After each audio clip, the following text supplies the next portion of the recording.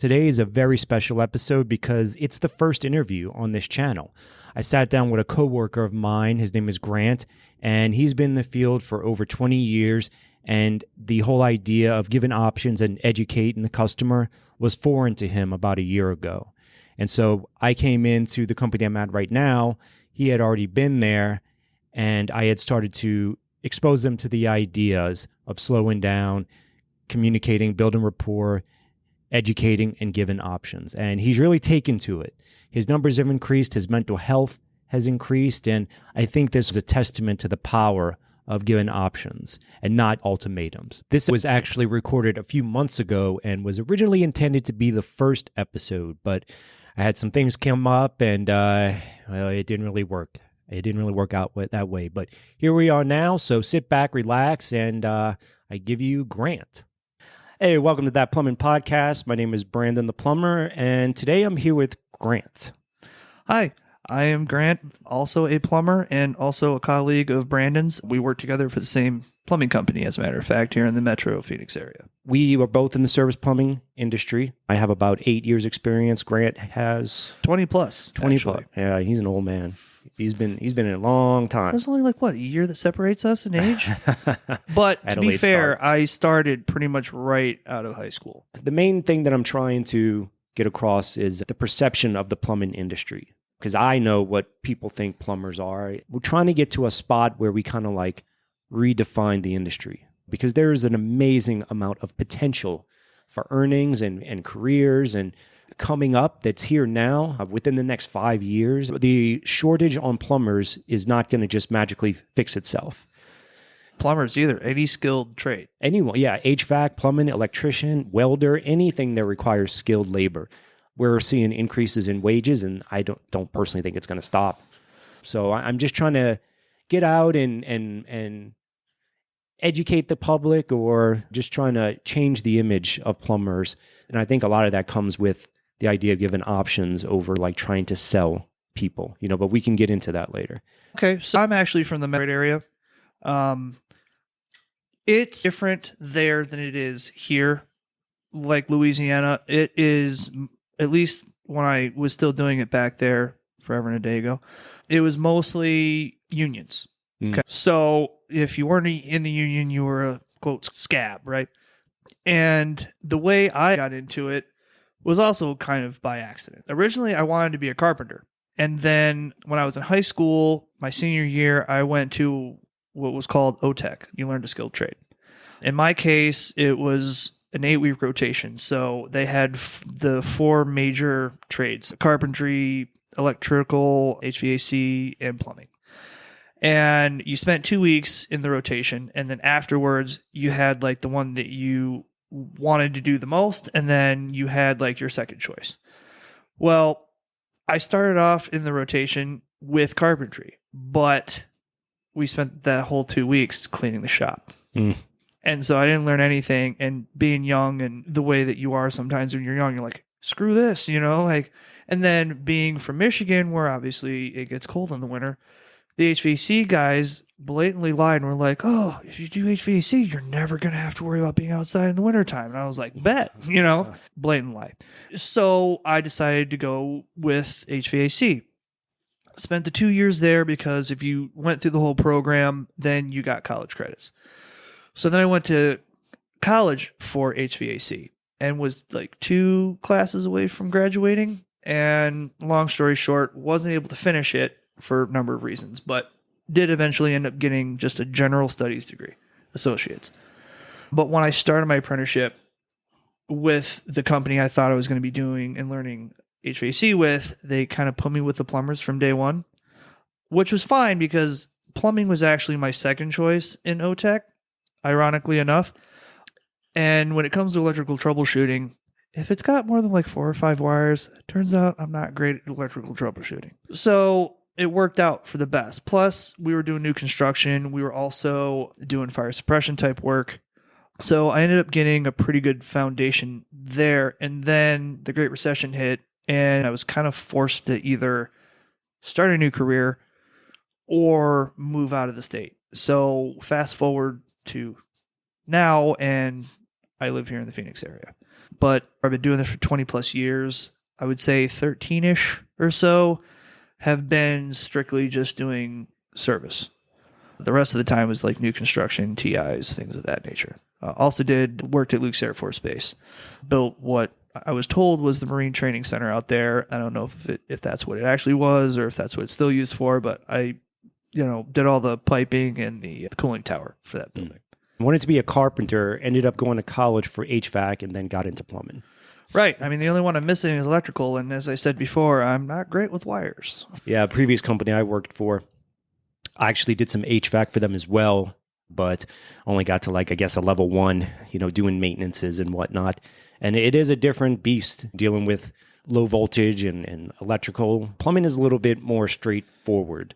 To a degree, yeah. Mm-hmm. I mean, the best part about plumbing is I don't as far as like ductwork and stuff like that goes, it feels like if I look at tin, I bleed. When I was doing HVAC, I kind of thought that it was better for a while. What I've realized about plumbing, especially residential service plumbing in particular, versus any other trade that I can think of, is the amount of opportunities at each house. Yes, and ironically, the amount of homeowners that really have little to no clue how the plumbing system works or what to do in case of an emergency. Like, I mean, how many customers have you gone to where they have no clue even where their main shutoff valve, where their cleanouts are, if they even have any, or how old their water heater is? Right. People just don't think about it. It's taken for granted, really. Fair play. I mean, we also, as plumbers or skilled tradesmen, I think, forget sometimes what we just inherently have learned and know. And I guess mistakenly just assume that everyone knows it because day in and day out, that's what we deal with. Right. And so it's easy to be like, oh, this guy, like, really? You don't know where your main shutoff? Really? Kind of thing.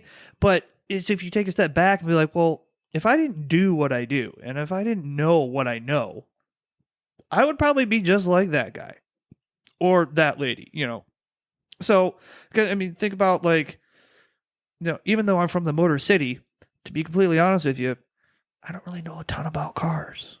To where like a mechanic might be like, really? You didn't know this? No, of course I don't know it. But did you know how to properly flush a water heater? I bet not. Yeah, how to diagnose a leaking faucet or leaking pipes, so that's an opportunity. I think, well, first off, I think we as plumbers believed our own, the way society makes it seem that people without degrees or people that do work are not intelligent or they don't deserve a good living wage. It's easy. Everyone, I love it when a customer is like, this is going to be super easy for you. You'll be in and out. And then you give them a price and they're like, oh my God, why? I could just do it myself. Could you though? You don't. Yeah. Yeah, exactly. Or my personal favorite is like, well, you were only here for 5 minutes. It's like, how long would it have taken you, sir? Oh, yeah. And how many trips to Home Depot or Lowe's or Ace Hardware? You probably would have spent a whole day on this. And now you've got the rest of it to go do whatever it is that you are wanting to do. You got more time to spend with your family. See, for the longest time, actually up until you got hired in, which we actually haven't even known each other for that long of a period of time. I mean, you hired in probably what, maybe 10 months ago? It's been a year, July 14th. Oh, it has been? Okay. All right. Still, though, not really a long time. But in that amount of time, like when he hired in, I personally wasn't necessarily in the greatest headspace. I think I just kind of got malazed over with the day in, day out thing. And work just wasn't fun anymore. Some days I actually dreaded going in. And then he came in and then kind of changed my mindset on things. And not just me, but also the owners of the company. It changed the perception to the point where a lot of the ways that our company actually operates is different, and I think in some ways have solved a lot of the problems that we've had for a long time. Other ways maybe created others that we haven't figured a solution out for. But one thing that is definitely for certain is that I feel better about charging more for what I do, because I guess I never really thought about how much I'm actually worth. That's not to say that like I go in somewhere and I'm just like, I'm the man. You got to pay me. Like obviously you got to take care of the client. But it was for me, it was like a boom and zoom. Especially because like when I first hired in with the company, we were inundated and slammed almost all the time because we really didn't have enough manpower to get through all the jobs. So I thought I was doing a good job by basically just fixing whatever it is that they called us out to fix. Because in my mind, that's why they called, right? Not looking ahead or kind of anticipating issues that may come up while you're there now, which I guess is probably leading into what you were trying to get at, which is providing better service. I know that when I came up, I got yelled at for everything. And I mean, like any mistake you could possibly think of, I probably made it and then got yelled at for it. And I know that when I'm training you guys, I really do my best to not like tear them down. You're going to make mistakes. I mean, when you're new, I still make mistakes, but nobody's perfect. If we can help somebody not make the same mistakes that either of us have made over the course of our career and give you like a leg up so that when you get to the point in your careers where we're at now, you're actually better than we are. That's my goal personally. I hate seeing somebody struggle. And there was a time when shortly after I moved out here where I seriously thought about maybe not doing plumbing because like you get yelled at after a while and you're just like, am I not cut out for this? Like maybe this isn't a good, maybe I should stop investing time and effort into doing this. Right. And then like my first foreman said one day I just went to work and boom, the light bulb went off and everything clicked. No questions really needed to be asked. You just kind of knew what needed to be done. One of my goals for the podcast is to educate potential plumbers is a big goal of mine because we need people that want to do plumbing. We need competent, intelligent people who can provide good service. And I just think the current perspective or the perception of what a plumber is not accurate. It could be better, but that comes with the people, the workers, the employees wanting to do more than just go in and fix whatever's broken and leave. Really, the idea of education over persuasion is like what I like to say, but there's so much more going on inside a house than just a leaky angle stop. Right. And since there's so much opportunity, I mean, you got to think you have every fixture has a hot and a cold. Except the toilet.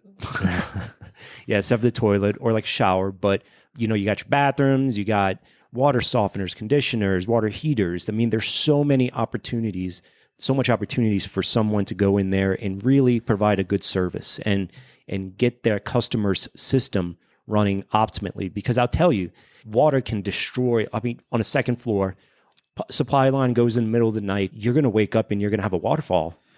I can tell you a good story. Okay, so my parents' neighbors in Michigan, they had a house up north, like a cabin, and it was the middle of winter, and they left for the weekend. Shortly after they left, everybody's guessing, their heater broke. Pipe froze on the second floor. It split open. Needless to say, they came home, opened the door from their garage into the house, and everything they owned was in a pool in the basement. Jeez. The entire house was completely gutted. It was just a shell.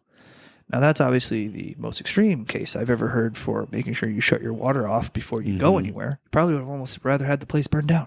Right. It's not cheap. That's our fault as plumbers for not educating the customer. Absolutely. Make them understand what they actually have in their house and how age, water quality, water pressure, all these work together to cause a break and really damage your house. So going in there and just fixing the immediate symptom is not really what we're trying to do. That's not what, me personally, and I don't think you as well, but that wasn't always the case. Yeah, not anymore. Like now I feel like I'm not doing my job properly anymore if I don't look at as much as I possibly can or as much as the customer will let me.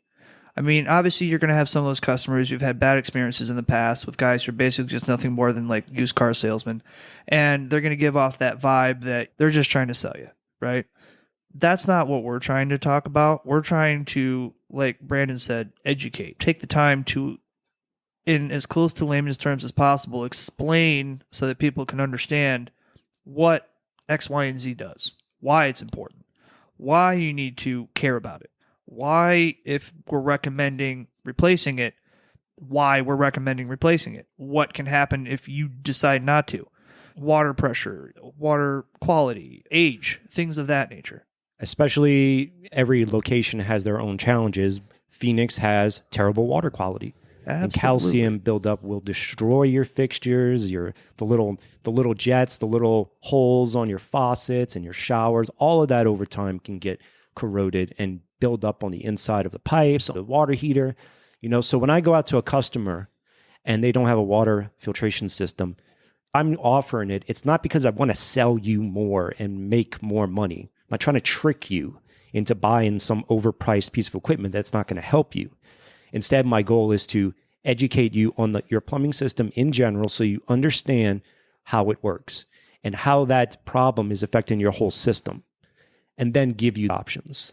Yes, essentially, we're trying to help you better protect your investment being your house. How to hopefully not get into so many emergency situations where you're inherently going to pay more if it's 9:00 at night on a Sunday, and all of a sudden now you've got no water pressure. If you go through and you're like, okay, this one's obviously all crusty and everything like that, but then the cold side one looks just fine, but let's be honest, it's probably the same age. It looks exactly the same. Why are you just replacing one? My best friend who does garage doors, he always says, I don't replace one garage door spring. I replace them both because they're both the same age. If one goes, the other one's probably not too far behind it. Same rule applies. I mean, every once in a while, it's just as a caveat, there are some garage doors that only have one spring. Just to be fair. If you can go ahead and assess the whole thing, and then it's not even just about that too. Like the biggest thing that I think Brandon changed the script on for me, and what we're trying to kind of adopt, is listening to the customer. Actually starting a rapport with the customer, making it so that it's not just a transactional thing or like a one-time transactional thing. It's building a relationship that hopefully will continue beyond just that initial visit. Right. And I think this comes back to the idea of we are service plumbers. Yes. Service comes first before the plumbing side. And part of what defines great service is the type of interaction that you have with the customer. And that includes, like you said, building a rapport, having a conversation with them, getting them to understanding their unique situation and what matters to them. And just like literally creating a friend right there. It's not just a transaction like, oh, it's fixed here, give me my money. All right, I'm gone. No, let's try and actually get to know the customer, understand their personal life as much as they will allow you, and that's professionally reasonable, and understanding the entire system. Think about it like if you go into the doctor with a pain in your arm, the doctor says, what's your problem? I have a pain in my arm. Okay, here's some pain pills. Now go. Yeah, but before you even see the doctor, what happens first? They take your blood pressure. They go ahead and they get your weight. They take vitals first. So what we're talking about is we are essentially taking the vitals of the plumbing system as if it was a patient, because that's really what we do. We fix the plumbing.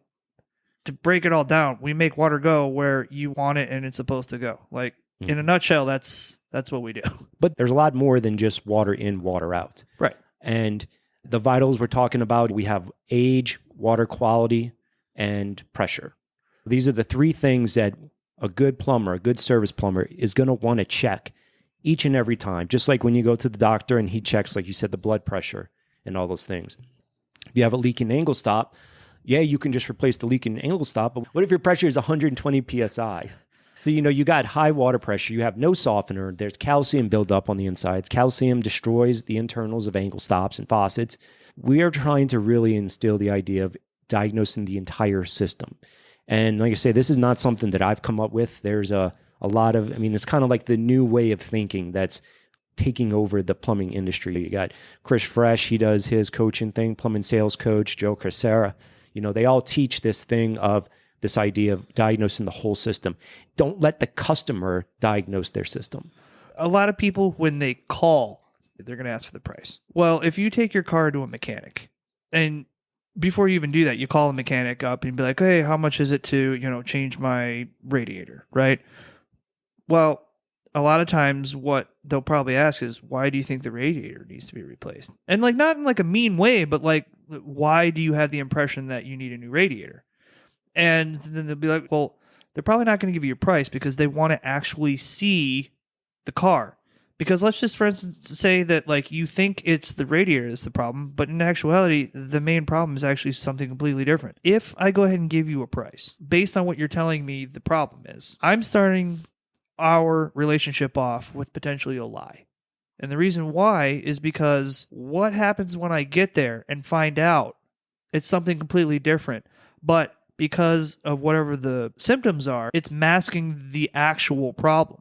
I'm sure Brandon's probably been on some of these situations like I have, where sometimes you have to do what I call playing whack-a-mole before you finally get to the heart of the problem. You have to essentially do the process of elimination before you finally actually find the problem and the cause of the overall issue. Sometimes that's costly. A lot of troubleshooting is involved. And in order for you to be good at it, there's a lot of experience that takes place before that. It's the ability to handle the situations as they arise. The value comes in the experience of the plumber. If you're repairing a leak and another leak occurs, you have the skills and the abilities to tackle it. I was thinking the other day, I'm going to keep using a doctor as an analogy because it fits so well. I mean, a surgeon. What if I said, why does it cost that much? All you're doing is cutting me open. That's not a lot. You're not even sweating. I don't think you're not taking into the account the knowledge and the complete knowledge of the human body to know exactly where to cut. And also, more importantly, if something goes wrong, his ability to overcome that problem so you don't die. Not just that, his liability alone. The risk. Yeah. Absolutely. We were talking earlier about how plumbing can flood a house and cause damage. That's the trust you're putting in the plumber, is that it's not going to flood at 2:00 in the morning because the plumber knew what he was doing. And not only that, but they thoroughly test it before they leave. Like that's something that when it comes to me training newer guys, that's my number one thing is thoroughly test it. When I say thoroughly test it to the extreme, farther than what the actual end user is going to do. Like, for instance, if I'm testing the P-trap or any of the drain connections underneath there, I don't just go ahead and fill it up about halfway, and be like, oh yeah, it's not leaking, it's good. I fill that bad boy all the way up to the top, to the point where several times I've had the customer be like, are you going to turn the faucet off? Flood. And it's like, no, because every gallon of water weighs 8 pounds. So you get that head pressure on it, and if you're filling it up way farther than the customer is going to fill it up, and it doesn't leak, you can pretty well safe bet that it's probably good, right? Mm-hmm. When they're using it, because you're putting more stress on it than they ever will. It's not like rocket science to fill up a sink, but it's based on your experience. This is how we make sure no problems are going to happen. And that's what it's important you charge properly for your time so you don't feel rushed to skip that step. If you don't feel rushed, you're going to, one, be more relaxed. You're not going to go ahead and overlook things. You're not going to rush the process. I always like to say the job takes as long as it takes. If you rush, you're going to make mistakes. And those mistakes, you're going to pay for. I mean, the homeowner could potentially pay. What makes a one service plumber or company better than the other? Where's the value that you get when you pay more? To me, it's not even just that. It's what determines a service plumber from just your general handyman. Because, I mean, a lot of people, they just think that a handyman can go do our job too. And I'm sure there's plenty out there who can. I've had to go behind so many handymen who weren't, quote, handy, at least not for plumbing. And then, like I had one earlier this week where I asked the guy point blank, just out of curiosity, how come you didn't call the handyman back? I wasn't very happy with his work. Well, okay. But let's be honest, if he would have called me or another company like mine out the first time, he wouldn't have had the issue to begin with. I hate to say you get what you pay for, because to a certain extent that may not necessarily be true, depending on certain companies whose names I'll also leave out. But, some just cost more. Sometimes it's because they've got more overhead. Sometimes it's because they're greedy. And sometimes there's a legit reason. I know that speaking for our company, I truly feel like we do it for the right reason and always have. Even though we've changed like our approach and things like that. Like as a matter of fact, yesterday I just went ahead and celebrated my 11th work anniversary. Woo! Yeah.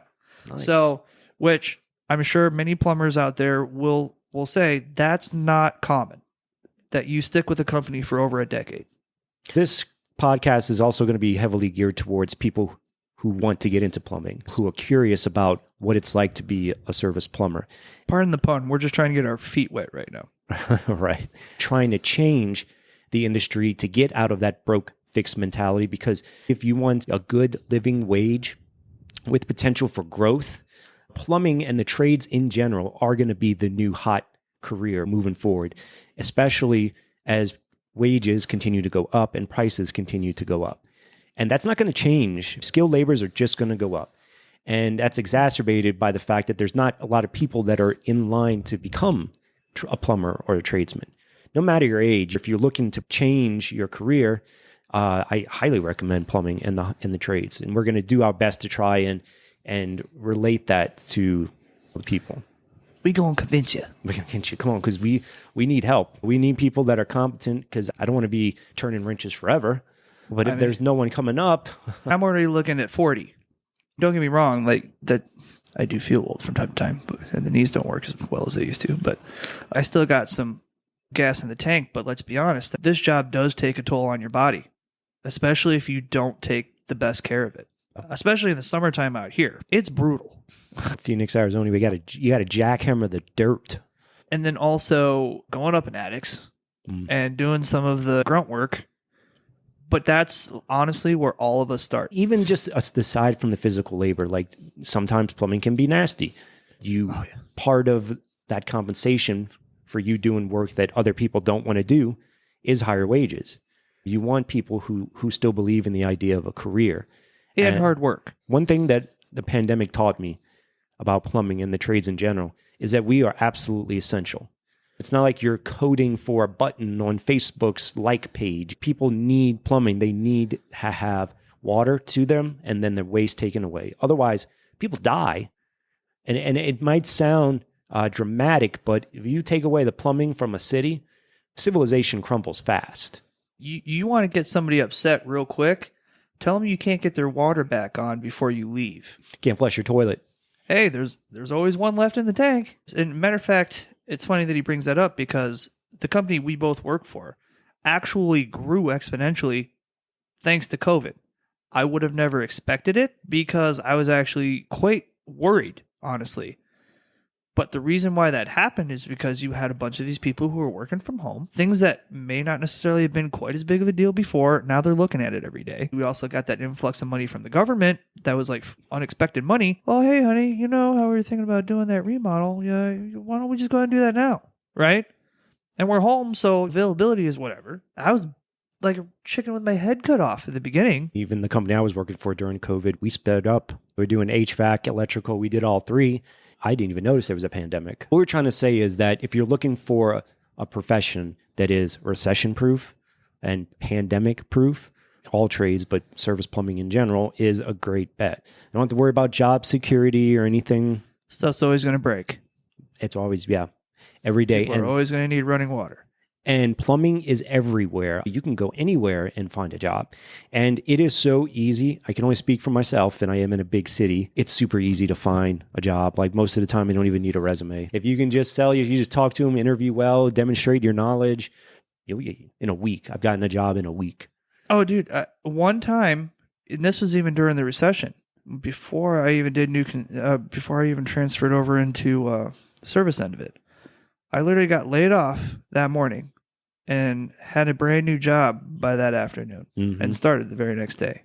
Didn't even miss a beat. I don't recommend hopscotching from company to company, because after a while, you run into the same people at supply houses, and it kind of starts to become known who is always wearing a different shirt. Keep on good terms with them, because you never know further down the line how knowing them and having a good relationship with them can benefit you. Absolutely. And that doesn't just go for plumbing. That goes for anything. Yeah. Now, one thing that I will say that you helped turn around for me is I'm excited to go to work now. I got caught up in the monotony of everything, and now it's trying to build those relationships with the customers that I come in contact with. It could either be first time I ever go there, or my personal favorite, like some of my favorite customers that are repeats, where it's like I just get to foster that even more. And then one thing that our company does when we have like that, message that like, hey, we're on the way type thing, they actually send out sort of like a profile of the technician that's going to be going out. So lately I've had a bunch of people who like I show up there and they're just like, so acoustic or electric? And I'm like, huh? And they're like, guitar. And I'm like, oh, I don't discriminate. They already get that sense of they kind of know you. Their guard isn't as up. The important thing is you stop becoming a commodity like dish detergent, and now you become a person again. And you're also not like the enemy who I'm just trying to take your money away from you. Trick you. Yeah. I'm trying to help you. But the other problem that I think a lot of plumbers, my old school style plumbers like myself, unfortunately get into the habit of is that I'm going to be your hero mentality, right? And let's be honest, they don't care. Like, yeah, they're happy when you fix their problem, right? But that was expected when they called you, is that you're going to fix their problem. If you don't fix their problem, they're not happy, right? You're an angel when you fix the problem, and then, you're Satan's spawn when it comes time to pay the bill. But it doesn't have to be that way. I have many times now, with the approaches that we've tried to adopt, I get people who have paid me way more money than even a year ago I would have expected them to shell out for the exact same thing. And they're happy when I'm done. Not only are they happy, they're like, oh, have a great day. Thanks so much for the help. And hope everything goes great with you and your kids. And then they also give me a glowing review, or they give the company a glowing review. So there's a way to make more money and do it in a non-sleazy style way. Because it is about relationships. I used to think that they were paying for me to fix something, but to fix an angle stop. But what I'm finding more so is they're paying me to be their advisor, their educator, their problem solver. Go in there and diagnose the system and give them good quality options. Ideally, something where there's an option where they never have to worry about that problem for 5 years or lifetime, whatever you're trying to offer. It's up to the customer to decide what option they choose. But here's the thing. If you go in there and only give them one option, that's not really an option. That's an ultimatum. This is the price, take it or leave it. Or you can go in and give them multiple options based on their entire system, based on their unique challenges that they face. Maybe they do have good water pressure, but they have bad water quality. Well, that particular house doesn't need a PRV. It needs some type of softener or whatnot. And then educating them on the benefits of that product, what could happen if they don't do anything, and then showing them in writing, everything finalized, how much it costs to solve this issue for today, tomorrow, forever, however you want to word it. That's where the professionalism, and that's where the true value comes in from your modern service plumber. And the industry it's catching on, like I said, but there's still a lot of that broke fix mentality. And, time and material and get it out. I was a huge advocate of it myself for the longest time. And I'll let you explain why that isn't necessarily the best way of going about it. If you take something like time and material, let's say I'm going to replace a water heater and I'm going to bid it out. And I say it's going to take 4 hours, okay? And I charge you so much per hour for that 4 hours, all right? If you have experience, you can likely get that water heater done much faster than 4 hours. Oh, yeah. So how is it fair for me to get paid less because I'm more experienced and can do it faster? And at the same time, as a homeowner, how is it fair to you that I'm going to charge you more because I'm less experienced and slower? You're paying for an outcome. And you're paying for the service. You're paying for the peace of mind, the warranty, the liability, that the technician is getting paid enough to where he has a 401k, he gets paid well, he can actually focus on your job because his financial situation, it's not a problem. That was the biggest thing for me. They went from where they used to try and schedule everybody out 4 jobs a day, like 3-hour blocks, and there'd be overlap, to now they've brought it back to 3 jobs a day. And at first I was like, cool, so there's one less job. But what happened was I got better at opening up to people and getting them to open up to me. And I started noticing that extra job, I didn't really care as much about it anymore because I'm actually making more money off the 2 or 3 jobs I'm doing that day, but I don't feel rushed. And I'm also making more money than I ever had before. And the customer is getting a better service because you took the time to And they're actually happier. understand them. We're both happier. So in my opinion, that's a win-win-win. Win for the client, win for the technician, and a win for the company, because if I'm making more money, inherently I'm bringing more money into them as well. And just to clarify, our owners of our company, it's not all about the money for them. Matter of fact, their mantra has always been take care of the customer first. Let the chips fall where they may, and we'll figure it out later. As long as we take care of them, everybody else gets taken care of afterwards. That's the difference. And that's honestly the reason why I've been with them for so long. I've been with them since before I became a dad. Well, I was expecting, but she hadn't been born yet. Now she's going into 6th grade. They've literally watched both of my kids grow up. I don't know how many plumbers or people in any industry can really say that about their boss. I think you're the only one. That's still, I can't get over how long you've been there, but the idea of service and what it means to be a professional service plumber involves so much more than just fixing something or just the cost of an angle stop. When you're just running and gunning, it's lonely. Oh, sure. You're in a truck by yourself. Yeah, sure, you can listen to podcasts. Sure, you listen to music. Yeah, sure, you can talk to yourself. But I mean, let's be honest. The interactions you get with the customers kind of help keep you sane. Kind of help you stay in a better mood. Like, yeah, maybe I'll never see that person again. But maybe they taught me something. It doesn't necessarily have to be a transactional thing. There's been plenty of times where I've spent an inordinate amount of time with someone, ended up getting out of there after not doing anything. But I still wasn't exactly upset because, like, I had a good conversation with somebody, right? Now, would I prefer to probably make money instead? Honestly, yes. But, I mean, the fact remains that, like, maybe they didn't go with my company or me this time, but I guarantee you they're going to keep me and my company in mind for the future. Like, maybe the price just didn't match what they were expecting this time. I was just thinking this the other day. You don't want a customer that calls in because they have an emergency and they need you out there to fix whatever the problem is. You want a customer that's going to call you when there's a problem, and they're going to trust you enough to purchase any service that you have. You go out there and you can look at their system and give them 6 options, and they're going to go with the most premium option because they trust you. It's a long game. It's not, let's get as much as we can right now and trick them and scare them.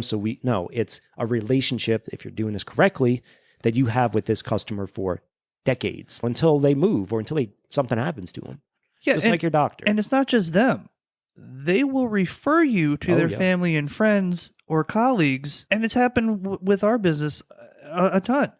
I mean, just this past week, my truck was in front of somebody else's frozen yogurt shop.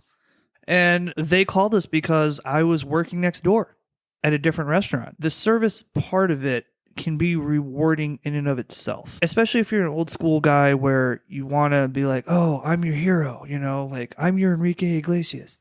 Like that can still happen, but it happens in a way where I'm not your hero because I lowered the price. I'm your hero because I solved your problem, or almost as a therapist, helped you work through the anxiety of what the problem caused. Like, you couldn't go to work today because you woke up, went to go to the bathroom, and squish, squish. Generally, a lot of times when people call any skilled trade that's in the service industry, it's because there's a problem or an issue and they need it solved so they can get back to their life. The faster you can help them get back to their life, back to their routine, the happier they're going to be. They're more than likely afraid. There's a lot of fear. They don't know how much it's going to cost. They don't know how much damage. They don't know who's going to fix it. They don't know when their life can get back together. Because this is an inconvenience to them. They have their own things going on. No one wants to be sitting at home waiting for a plumber all day. So the sooner you can get their problem solved and get them back to their regular life, the better it is for them. They're paying. Part of the value comes from your ability to do that seamlessly. And like you said, coach them, be their therapist. My first boss always told me, we're not here to fix problems. We're here to fix people. Yes. They're going to forget what you physically did right after you leave, but they always remember how you made them feel. Right, because a lot of what we do, you never even see it. Oh, yeah. You know, unless you really look hard or you're tearing a wall open, right? Mm-hmm. Like a lot of the stuff, like it's not a sexy job. You know what I mean? Like, No. like, no one's going to be like, oh, cool, I get to spend $10,000 repiping my house. Yeah. I'd rather spend that on a car. You know what I mean? Yeah, like anything else. You know? Literally anything else. But it's important. And as a homeowner, things come up and it sucks. Like I had to replace my AC last year. That was like 10 grand that I really didn't want to have to spend on not sweating. But living out here, especially in the Phoenix area, you got to have it. If you live somewhere where it gets cold in the wintertime, got to have a heater. It's just the nature of the beast and the joys of homeownership. The main thing I think we're trying to get across is sales is not evil if you're not intentionally trying to be evil and manipulative. You want to go in, you want to diagnose the entire system. All the plumbing, all the coaching programs, they preach this, diagnose the whole system and give them options. Some people say 3, some people say 6, whatever you want, good, better, best, economy, mid-range, and premium, whatever you want to call them. At least 2. At least 2. Give them some option. Yeah. You know, as Americans, we like choice. We like freedom. We don't like being told this is the price, take it or leave it. We'd much rather see 3 or 4 different prices based on different warranties and services. And even if the most expensive one is way out of your price range, you don't have to go with it. Right. You can choose this economy option and it basically fixes your problem. You get to move on. But educating the customer and giving them options is so crucial. And it's really is the way, not just service plumbing, but trades in general, service trades, you know, giving service in general. Service, yeah. Options, education. With thought behind those options. As Joe Crisera likes to say, you know, be the dealer. You're not emotionally involved or connected to attached to any outcome. So, Grant, where can people reach you at if they wanted to? Don't laugh because I set this email up when I was in high school. But Spartacus, SPARTACUS 502.gg@gmail.com. And you can reach me at Brandon@thatplumbingpodcast.com. You know, so plumbing, a great potential, great field. I mean, this is a sleeper a lot of people are just not aware of, is how much potential there is. And you don't necessarily have to go into massive debt with, you know, student loans and everything like that in order to get into it. Stick with it. Put a little physical labor. You don't need the gym when you become a plumber. You don't need to go to the gym. You ain't got to lift weights. You got water heaters to lift. You got tankless water heaters to lift. Stuff is heavy, bro. But it's rewarding. It really is rewarding. I like to say it's honest pay for honest work. Mm-hmm. There's not many industries where you get paid to learn the ins and the outs and gain experience and get paid for it at the same time. And if you're lucky, you get to learn from well-seasoned and educated people. I credit a lot to, shout out to Billy Matheson. Billy, if you're listening, you're the man. He taught me a lot. Without his guidance and knowledge, I wouldn't be even close to where I'm at now. Because everyone's got something to teach you. Sometimes it's what not to do, but if you can learn something from everybody that you work with, that's the key. All right. Well, thanks for tuning in to That Plumbing Podcast's first interview. Grant's awesome, and I'm happy to have him on. I am just trying to right now be consistent with the posting. I'm trying to do at least 3 a week, Monday, Wednesday, Friday, 1 interview per week. So tune back in, and if you have any feedback, you can email me at Brandon@thatplumbingpodcast.com. Thanks.